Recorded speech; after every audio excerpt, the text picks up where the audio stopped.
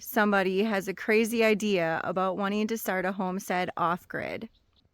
This was us 10.5 years ago. My husband had a crazy idea to move out to the middle of nowhere and start a homestead with our 5 children. Today we're going to walk through 11 things on what to think about when starting a homestead off-grid. Goals. Goals can be anything. It can be short-term, long-term, and in homesteading, off-grid especially, you have to have short-term goals and long-term goals. Are they wanting to homestead for the rest of your life? Is it for retirement? Is it raising your kids in a different environment? It could be multiple of different things. More self-sufficiency. For us, it was just creating a whole new life for our family. We wanted something that our children would remember, more family time. They learn important steps out here, as in creating a fire or knowing where they are, how to find their home if they're ever lost. Valuable skills and knowledge. Location. There are a few things here that need a little bit more attention. So the terrain. What kind of terrain are you going to want to go in? It could be hilly, it could be slopes, it could be anything. Do you want it flat so you have more usable land? The best thing here is to sit there and go check out your property in person, because pictures just do not do it in real life. Road access. Are you able to sit there and go to your home all year round, or do you need special equipment like a side-by-side or a four-wheeler or a snowmobile?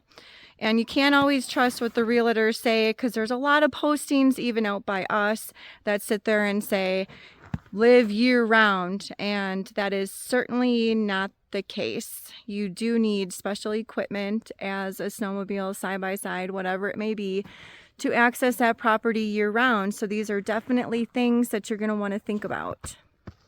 Is your property going to have cell phone service? This is something that not everyone thinks about.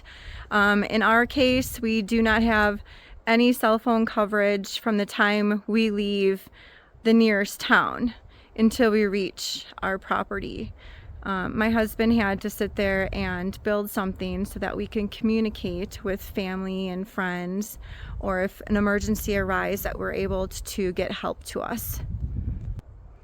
Power at the house. We can either go the solar route or you could go the generator route. And in our case, we went the solar route, and we started off with just a simple crank flashlight that we'd have to sit there and wind up every single night or when it got dark out. And then we evolved to rope lighting that we had to charge with the sun during the day, and then at night we would have some lights in the house.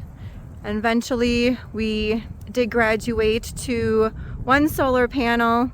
That grew to 3, and I believe now we have 7, and that runs all of our needs at the time. Animals. What kind of animals are you thinking about having on your homestead? Is that land able to support that? Are you able to put fencing up to hold that animal in? Living off-grid is not the easiest for keeping animals contained. Starting a garden. This isn't as easy as people may think. You need to have the proper structures, maybe raised beds. You'll have to check out the soil, and it's definitely going to take you a few years, especially in a new environment, to learn how to garden. Water. That could be from hauling it in, maybe with a cistern or even a bucket. It could be many sources. It can be the rain. You can collect water. Some winters we couldn't bring water up, and we melted snow for the animals, but we use it in everyday life. We use it for showering, for washing dishes, for cooking, everything. Skills. We do use wood for all of our heat here, so we did have to learn how to chop down a tree, bucket up, also chop our firewood. Our children know how to do this as well, so we're never out of helping hands here. Being uncomfortable. This could be anywhere from the temperature, so you have to plan for making sure that everybody is safe. It could also be doing stuff that you're not familiar with and you have to figure it out. Not being afraid to walk when things break down, just to make sure you make it home safe that night. Time and money. Time is something that is very valuable. Things take a little bit longer here in the mountains than expected. We need to have the money to also fund them projects, so we needed to save before we came out here to make sure we had enough to build the house, build the things to make us a little bit more comfortable. I did get a job after about a year of moving out here. That was just to make sure we remained comfortable and move on with other projects to complete what we wanted to do. As we grew our homestead, we gained more equipment as needed. For instance, when we moved here, we could come up here with a truck, very uncomfortable, but we could do it. And then we graduated to a side-by because the roads were getting too rough or the access was getting a little limited. In winter, we needed a snowmobile, so what do? We went out and got a snowmobile, and eventually two, because we have a family.